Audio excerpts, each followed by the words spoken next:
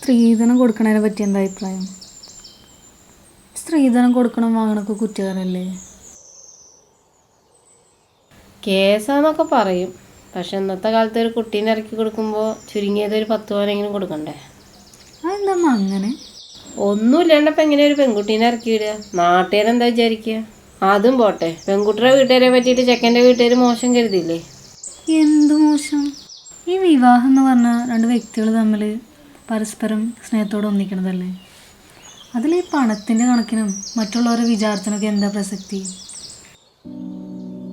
അവിടുന്ന് കടവും വാങ്ങി ഒരു പെൺകുട്ടീനെയും കെട്ടിച്ചയച്ച് അവസാനം കിട്ടിയ സ്വർണത്തിൻ്റെ കണക്ക് പോരാന്ന് പറഞ്ഞിട്ട് അവളുടെ ഭർത്താവിൻ്റെ വീട്ടിൽ നിന്നുള്ള കുറ്റപ്പെടുത്തലും അതും പോരാനിട്ട് വാങ്ങിയ കടം വീട്ടാൻ വീട്ടുകാരും കിടന്ന് ഇടങ്ങാറുണ്ട്. അപ്പോൾ ഈ പറയുന്ന നാട്ടുകാരൊന്നും ഉണ്ടാവും.